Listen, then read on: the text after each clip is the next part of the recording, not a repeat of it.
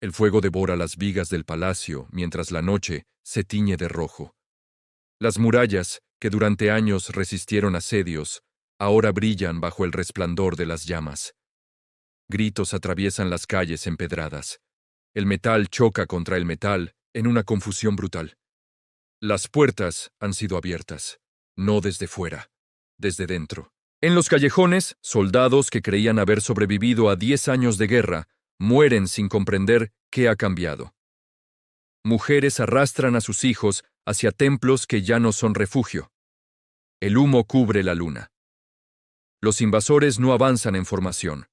Surgen de las sombras desde el corazón mismo de la ciudad. Troya, la fortaleza invencible, cae en una sola noche. Pero esa noche no comenzó allí. Mucho antes de que el fuego iluminara las torres, mucho antes del engaño que abrió sus puertas, Troya era una ciudad orgullosa y próspera. Se alzaba sobre una colina estratégica que dominaba la entrada al estrecho que conectaba el mar Egeo con el mar Negro. Todo barco que quisiera comerciar con las ricas tierras del norte debía pasar cerca de sus dominios. Desde sus murallas se controlaban rutas que transportaban metales esenciales para la fabricación de armas y herramientas. No era una ciudad aislada en un rincón olvidado del mundo antiguo. Era una pieza clave en una red internacional que unía Anatolia, Grecia y el Próximo Oriente. Sus murallas eran impresionantes incluso para los estándares de la Edad del Bronce. Grandes bloques de piedra inclinados hacia el exterior, torres de vigilancia y puertas monumentales protegían la ciudad alta. En el interior, casas de 2 pisos, talleres y almacenes revelaban un centro urbano organizado. En el palacio, el rey Príamo gobernaba un territorio que dependía tanto del comercio como de la diplomacia.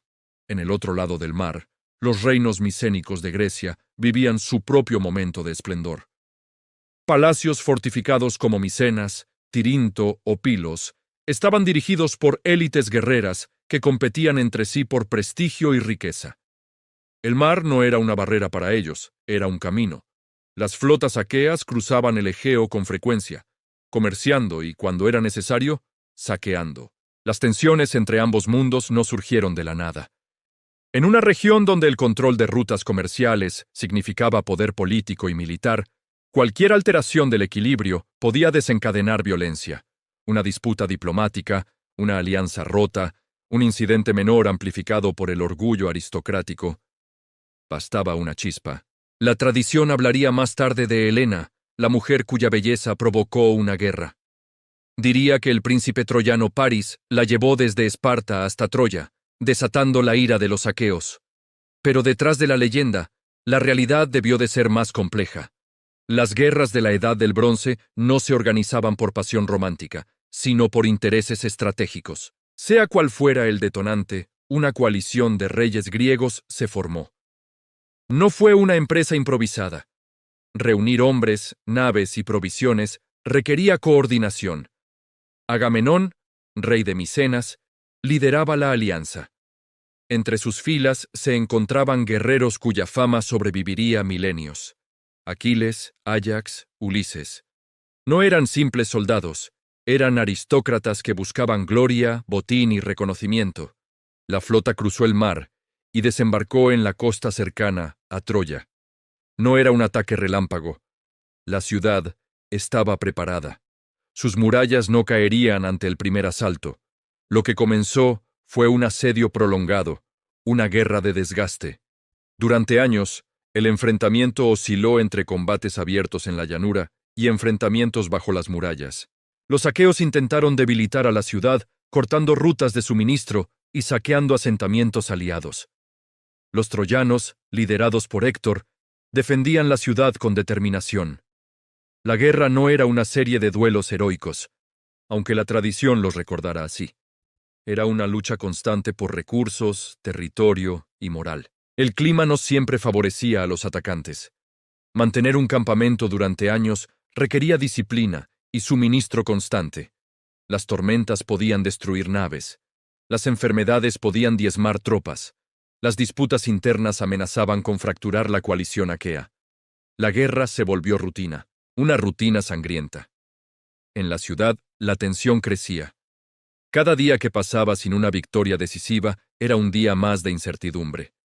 Las familias miraban desde las murallas, mientras los guerreros combatían en la llanura. La muerte no distinguía entre héroes y soldados comunes. Cada pérdida debilitaba la defensa. En el 10º año del conflicto, la guerra alcanzó un punto crítico. La tradición sitúa en ese momento el enfrentamiento entre Aquiles y Héctor. Más allá de la dramatización poética, es probable que la muerte de un comandante troyano clave alterara el equilibrio moral.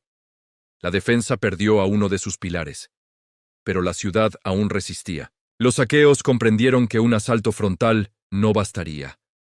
Las murallas eran demasiado sólidas. El tiempo jugaba en su contra. El desgaste no garantizaba la rendición. Necesitaban algo diferente. Entonces surgió la idea que cambiaría la guerra. Un plan que no dependía de fuerza bruta, sino de engaño. Los aqueos simularon retirarse. Desmantelaron parte del campamento. Quemaron estructuras. Sus naves desaparecieron en el horizonte. En la playa dejaron una enorme estructura de madera, un caballo gigantesco. No era una máquina de asedio visible. Era un objeto ambiguo, un símbolo, un misterio. Para los troyanos, la retirada parecía real.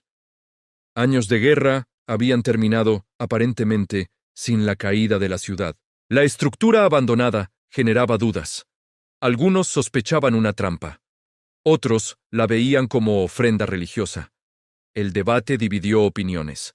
La decisión de introducir el caballo dentro de las murallas marcaría el destino de la ciudad. Esa noche, mientras Troya celebraba el aparente final del asedio, el silencio ocultaba movimiento. Esa noche, mientras Troya celebraba el aparente final del asedio, el silencio ocultaba movimiento. La ciudad llevaba años viviendo bajo la presión constante del combate. Las reservas se habían racionado. Los hombres habían muerto en la llanura. Las murallas habían soportado impactos y el miedo se había convertido en parte del aire cotidiano.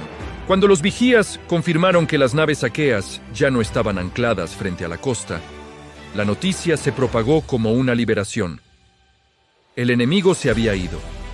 La guerra había terminado. El caballo de madera permanecía en la explanada, gigantesco e inquietante, bajo la luz del atardecer. Algunos líderes desconfiaban. La magnitud de la estructura no tenía sentido como simple ofrenda. Había advertencias, voces que pedían quemarlo o dejarlo fuera de las murallas. Pero el cansancio pesa más que la prudencia cuando se ha vivido demasiado tiempo bajo amenaza. La idea de victoria, aunque incierta, seduce. Finalmente, el caballo fue arrastrado al interior de la ciudad. Las puertas que durante una década habían permanecido cerradas ante el enemigo se abrieron para introducir lo que se creía símbolo de triunfo. La multitud celebró. Se encendieron antorchas. Hubo vino, música, risas nerviosas. La vigilancia se relajó por primera vez en años. El miedo cedió espacio a la euforia, y en el interior del caballo, ocultos en la oscuridad, aguardaban hombres armados. No eran muchos. No necesitaban serlo. Solo debían abrir las puertas. Cuando la noche se hizo profunda y el bullicio se convirtió en sueño, la trampa se activó. Desde el interior de la estructura de madera, una compuerta se abrió silenciosamente. Uno a uno, los guerreros descendieron por cuerdas hacia el suelo de la ciudad dormida. Sus pasos eran calculados. Sabían el riesgo. Sabían que la supervivencia dependía de la rapidez. Se dirigieron hacia las puertas principales. Los guardias, reducidos en número y distraídos por la celebración, no esperaban un ataque interno.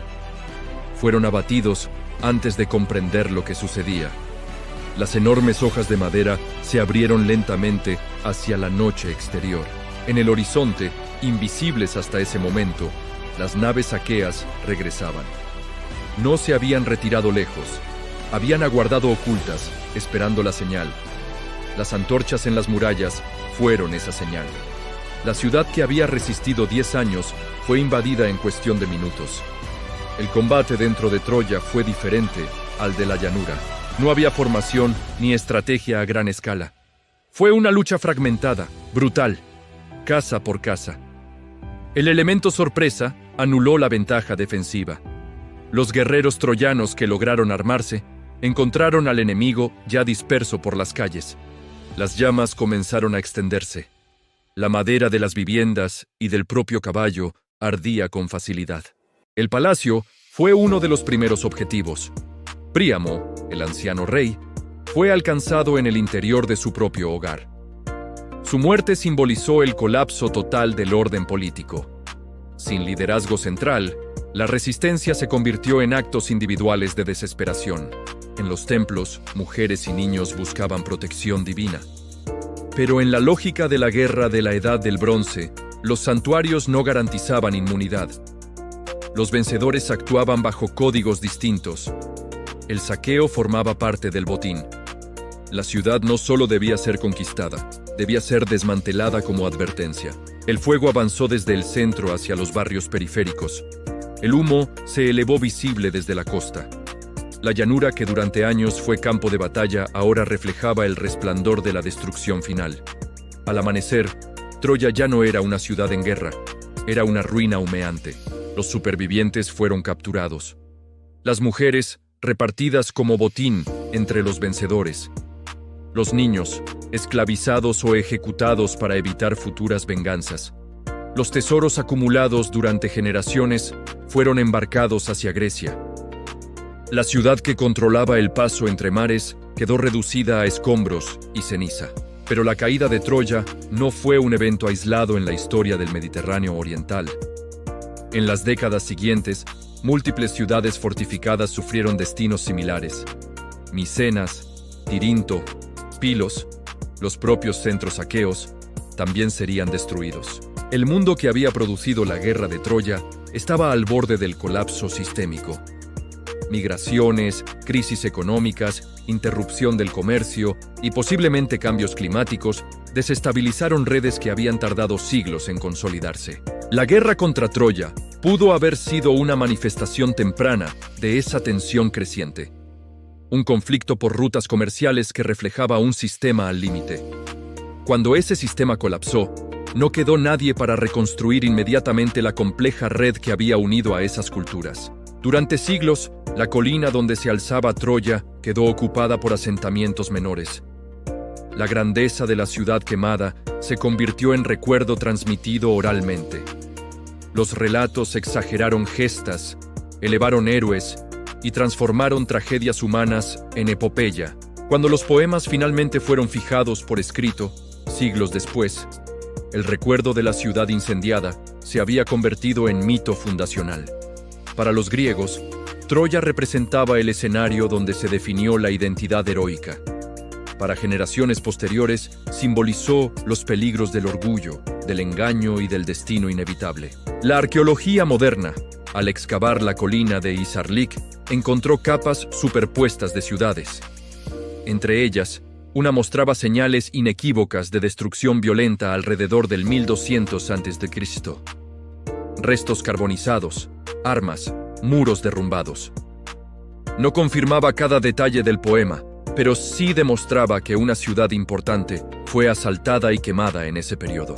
La historia y el mito no coinciden perfectamente, pero tampoco se excluyen. La memoria colectiva puede conservar el eco de un evento real, amplificado por siglos de narración. Troya cayó por fuego y por engaño, pero también cayó porque vivía en un mundo que estaba cambiando irreversiblemente. Las estructuras políticas de la Edad del Bronce no resistieron la presión combinada de conflictos, migraciones y crisis económicas. El incendio de la ciudad fue una chispa dentro de un incendio mayor. Y sin embargo, a diferencia de otras ciudades olvidadas, Troya no desapareció del todo. Sobrevivió en la palabra, en la canción, en el relato transmitido de generación en generación. La ciudad que ardió una noche terminó convirtiéndose en una de las historias más poderosas jamás contadas. Hoy, cuando el viento sopla sobre la colina y recorre las ruinas excavadas, el paisaje parece tranquilo. Pero bajo la tierra reposan las huellas de una guerra que marcó el final de una era. No fue solo la caída de una ciudad, fue el preludio de una transformación que cambiaría el Mediterráneo para siempre.